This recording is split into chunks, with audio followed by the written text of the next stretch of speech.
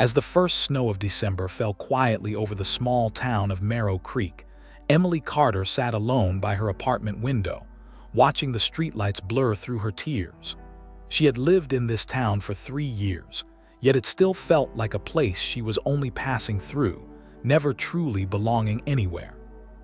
Earlier, she had returned from another exhausting shift at the hospital, where she worked nights as a trauma nurse. The silence of her apartment greeted her the same way it always did, cold, hollow, and unforgiving. She dropped her keys on the counter and wondered, not for the first time, how loneliness could feel heavier than physical pain. Meanwhile, across town, a man stood under a flickering street lamp, staring at the same apartment building Emily lived in. He didn't know her name yet, but he knew her routine. He knew when her lights turned off, when they turned back on, and when she sat by the window pretending she wasn't waiting for something she couldn't explain. Before Emily ever noticed him, her life had already been shaped by absence. She had lost her parents in a car accident when she was 17, and love had felt like a dangerous promise ever since, something that arrived only to disappear without warning. During her quieter moments, she often asked herself whether humans were wired to suffer simply because they dared to care. The question lingered with her long after the nights ended and the mornings blurred together. Then, one evening, everything changed in the most ordinary way possible. As soon as Emily stepped into the elevator of her apartment building, she realized she wasn't alone. A man stood in the corner, tall, calm, with eyes that felt strangely familiar. He smiled politely, the kind of smile that didn't demand anything but somehow stayed with her. Afterward, she would struggle to remember exactly what he wore or how his voice sounded. What she remembered was the feeling, an unsettling sense that she had met him before, somewhere she couldn't place. When the elevator doors opened on her floor, he stepped out with her, hesitated, and then spoke. "Long night?" he asked gently, as if he already knew the answer. While she nodded, surprised by how easy it felt to respond, she noticed his voice carried no accent she could identify. It sounded like home, even though she couldn't define what home meant anymore. Later, as she unlocked her apartment door, she realized she had forgotten to ask his name. That bothered her more than it should have. Meanwhile, the man stood outside his own apartment, directly across the hall from hers, watching her door close. For the first time in a very long while, he allowed himself to feel something dangerously close to hope. Since that night, chance encounters became routine. They met in the hallway, in the elevator, near the mailboxes. Each time, their conversations grew longer, deeper, and more personal, as if time itself bent to make room for them. Shortly after they began talking regularly, Emily learned his name was Daniel. He said it casually, like it was unimportant, but the way he watched her react suggested otherwise. Then came the nights when Emily found herself smiling for no reason, replaying his words in her head as she lay in bed. She hadn't felt that way in years, and the realization terrified her more than it thrilled her. During one of their late-night conversations, Daniel admitted he didn't have family in Merrow Creek. The sadness in his eyes mirrored her own, and that shared emptiness pulled them closer than either of them expected. After weeks of hesitation, Emily invited him inside her apartment. The moment he stepped over the threshold, the air seemed to change, heavy with something neither of them named. While they sat across from each other, coffee growing cold between them, Emily felt the walls she had built begin to crack. Daniel listened, not just to her words but to the pain beneath them. Finally, when he reached for her hand, she didn't pull away. The touch felt real, grounding, and impossibly warm. Meanwhile, the days that followed unfolded with a quiet intensity Emily hadn't felt in years. Her routine stayed the same: long hospital shifts, sleepless mornings, but something inside her had shifted, as if a locked room in her chest had been opened without permission. As Daniel became a constant presence in her life, she noticed how effortlessly he fit into her silences. He never rushed her, never pushed for more than she was ready to give, and that restraint made her trust him more than words ever could. During one late evening, they sat on the fire escape outside her apartment, watching the city breathe beneath them. Daniel spoke about music he loved, places he claimed to have seen, and moments that sounded vivid yet oddly detached, like memories borrowed from someone else. Afterward, Emily realized she couldn't recall Daniel mentioning a job, friends, or any trace of a life beyond their shared moments. The absence lingered in her thoughts, but she dismissed it as her own fear trying to sabotage something good. While the seasons shifted and winter tightened its grip on Marrow Creek, Emily found herself waiting for Daniel in ways she hadn't planned. She adjusted her schedule, lingered longer in common spaces, and smiled more freely than she had in years. Then one night, Daniel asked her a question that caught her off guard. "Do you ever feel like you're living someone else's life?" he said quietly, his gaze fixed on the darkness beyond the fire escape. As soon as the words left his mouth, Emily felt a chill that had nothing to do with the cold. She answered honestly, admitting that grief had once made her feel like a stranger in her own body. Since that conversation, something between them deepened into an unspoken understanding. They weren't just two lonely people finding comfort, they were mirrors reflecting each other's fractures. Later, Emily introduced Daniel to the version of herself she rarely showed anyone. She spoke about the night her parents died, about the unanswered phone call she replayed in her mind, and about the guilt that followed her into adulthood. During her confession, Daniel never interrupted. His eyes darkened with something that looked like recognition, as if her pain resonated with a memory he carried himself. After she finished, he said something that unsettled her more than it should have. "Some losses don't end," he whispered. "They just change shape." Meanwhile, Emily's coworkers began to notice the change in her demeanor. She laughed more, worked with renewed focus, and carried herself like someone who had found a reason to wake up again. Before she realized it, Daniel had become her emotional anchor. When nights at the hospital turned brutal, he was there with quiet reassurance and unwavering presence. While their relationship felt real and grounding, subtle inconsistencies began to surface. Daniel never left personal belongings at her place, never answered phone calls, and never seemed to age, no matter how much time passed. Then one afternoon, Emily suggested meeting for lunch outside the apartment building. The hesitation in Daniel's response was brief but noticeable, a flicker of uncertainty he quickly masked with a smile. As they sat in a crowded cafe downtown, Emily watched Daniel closely. No one else seemed to notice him, even when he stood to order coffee, his presence strangely invisible amid the noise. Afterward, she told herself she was imagining things. Stress had a way of distorting perception, and she refused to let paranoia poison something beautiful. During the following weeks, their bond crossed a line neither of them acknowledged aloud. Love settled in quietly, without grand declarations or dramatic moments, but it carried a weight that frightened Emily more than heartbreak ever had. When Daniel finally kissed her, it felt both familiar and impossible, like remembering a dream she wasn't sure she had lived. She held on to him, afraid that letting go would make him vanish. Meanwhile, Daniel struggled with an unspoken conflict of his own. Every moment with Emily pulled him further from something he could no longer control, and the guilt in his eyes grew heavier with each passing day. Then came the night Emily discovered the first undeniable crack in reality. As long as she had lived in the building, the maintenance room on the third floor had remained locked. But that evening, the door stood slightly open, light spilling into the hallway. Before she could stop herself, Emily stepped inside. Dust-coated shelves lined the walls, and old tenant records lay stacked in boxes marked with faded dates. After scanning the labels out of idle curiosity, her breath caught when she saw one name repeated across multiple decades. During the silence of the room, Emily whispered the name aloud, Daniel Harper. Immediately, a sense of dread washed over her. The records listed Daniel Harper as a former resident, someone who had died 23 years earlier in an apartment fire.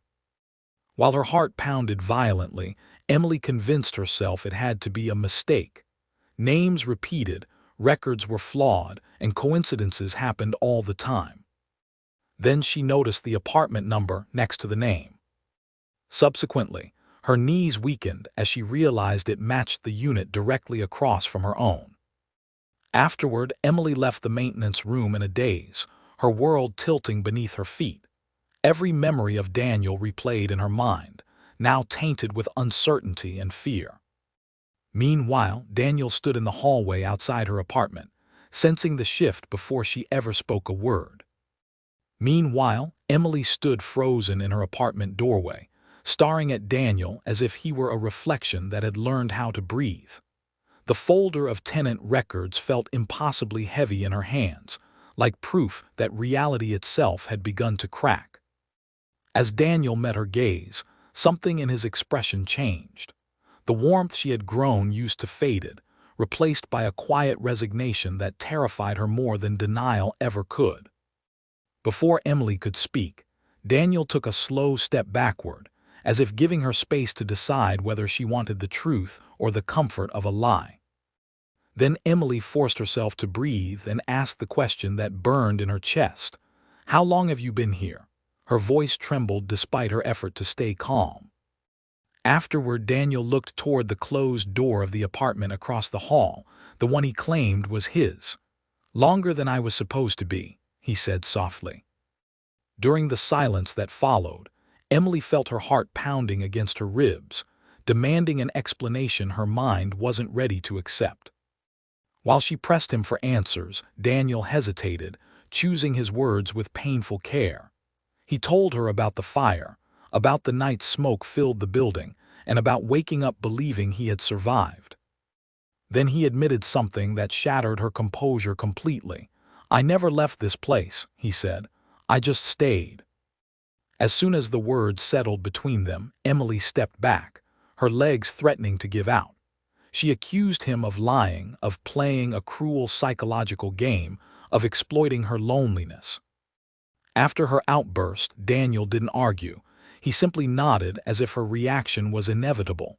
"You weren't supposed to see the records," he said quietly. Meanwhile, Emily's mind raced through every moment they had shared. The missed phone calls, the lack of history, the way no one else seemed to acknowledge him. It all began to form a pattern she could no longer ignore. Before she could stop herself, Emily reached out and touched his arm, half expecting her hand to pass through empty air. Instead, she felt warmth, tension, and a pulse beneath her fingers. During that moment, fear and love collided violently inside her. If Daniel wasn't real, then what did that make her feelings? Then Daniel confessed the truth he had avoided. He was alive, but he wasn't entirely gone either. He existed because something in the building and something in Emily had allowed him to remain. As he spoke, the lights in the hallway flickered, responding to emotions rather than electricity. The air grew heavy, charged with something unseen. Afterward, Emily realized the building itself had a history of holding onto grief. Fires, accidents, disappearances, souls that never fully moved on because no one had remembered them properly. While Daniel explained that he had been fatting for years, Emily understood the unspoken implication. Her presence had anchored him, her attention giving him form again. Then came the realization that broke her. "You stayed because of me," she whispered. Since meeting Emily, Daniel had felt more real than ever before. Her love had done what memory alone could not. It had pulled him back from nothingness. During the nights that followed, Emily lived in constant conflict. She returned to work, went through the motions, and smiled when expected, all while carrying the knowledge that the man she loved existed outside the boundaries of life. Meanwhile, Daniel grew quieter, more distant. The more real he became, the more unstable the world around him seemed to grow. Before Emily could decide what to do, strange things began happening in the building. Doors opened on their own, shadows lingered too long, and whispers echoed through empty hallways. Then one night, A fire alarm blared unexpectedly, sending residents into the streets in panic. Emily stood among them, watching smoke rise from the building's upper floors. As soon as firefighters declared the alarm false, Emily noticed something horrifying. Daniel stood alone near the entrance, untouched by the chaos, unseen by everyone but her. Afterward, he told her the building was trying to correct itself. The longer he stayed, the more violently reality would respond. During a moment of crushing clarity, Emily understood the cost of her love. If Daniel remained, the place would eventually burn again. While tears streamed down her face, she begged him to stay anyway. The thought of losing him felt worse than any consequence she could imagine. Then Daniel said something that ended all argument. "If I stay," he told her, "you'll die with me." Subsequently, Emily was forced to confront a choice no one should ever have to make: hold on to love that should not exist, or let go to preserve the living. After a long, agonizing silence, Daniel asked her one final question: "Do you love me enough to let me disappear?" Meanwhile, the building creaked around them, as if waiting for her answer. Meanwhile, Emily stood in the hallway with the fire alarm's echo still ringing in her ears, feeling as though the building itself was holding its breath. Every instinct inside her screamed to run, yet her feet refused to move. As Daniel watched her struggle, his expression softened into something achingly gentle. For the first time since she had known him, he looked peaceful, as if he had already accepted the ending she was still fighting. Before Emily could change her mind, she stepped closer and wrapped her arms around him. He felt solid, warm, and heartbreakingly real, making the choice she faced even more cruel. Then she whispered the truth she had been avoiding: "I don't know who I am without you." Afterward, Daniel rested his forehead against hers and spoke quietly. "You're someone who survived," he said. "I was only meant to remind you of that." During the long silence that followed, memories flooded Emily's mind. Her parents' laughter, the hospital corridors, the loneliness she had learned to live with, and the love she had found when she least expected it. While tears slipped down her face, she realized something devastating. Loving Daniel hadn't healed her pain by replacing loss. It had taught her how to face it. Then the lights in the hallway dimmed, and the walls trembled faintly, as if the building were growing impatient. As soon as Emily nodded in silent understanding, Daniel smiled with unmistakable relief. "Thank you," he said, the words carrying the weight of an entire lifetime. After she released him, the air between them shifted. Daniel's outline blurred slightly, his presence thinning like smoke in slow motion. During the moment she reached for him again, her hand passed through empty space. Panic surged through her, raw and uncontrollable. Meanwhile, Daniel's voice echoed softly around her. "Remember me," he said, "but don't wait for me." Before he vanished completely, Emily saw his eyes one last time, filled not with sorrow but gratitude. Then the hallway lights returned to normal, the building settled, and Daniel was gone. Afterward, Emily collapsed against the wall, sobbing in a way she never had before. It wasn't just grief, it was release, the kind that strips you bare before leaving you whole again. During the weeks that followed, life resumed its rhythm, indifferent to what had been lost. The apartment across the hall stood empty, sealed and silent. While Emily continued working at the hospital, she noticed something had changed. She no longer avoided connections, no longer treated love like a threat waiting to strike. Then one afternoon, she requested a transfer to a daytime shift, surprising even herself.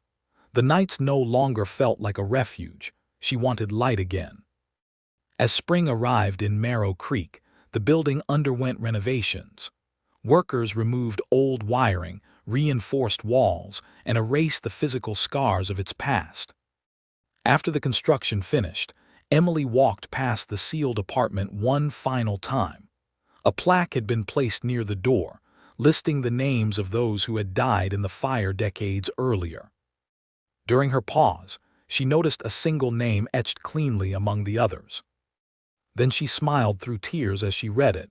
Daniel Harper. Meanwhile, something inside her finally felt complete. He had not been erased, he had been remembered. Before leaving the building that day, Emily placed her hand gently against the wall where he had once stood.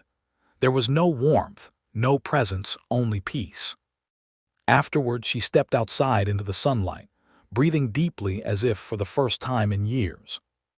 Finally, Emily understood the truth Daniel had tried to teach her. Love was never about possession or permanence, it was about transformation.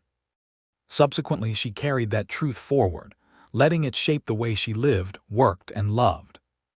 Then one evening, as she passed a couple laughing on the street, Emily felt a quiet gratitude instead of pain.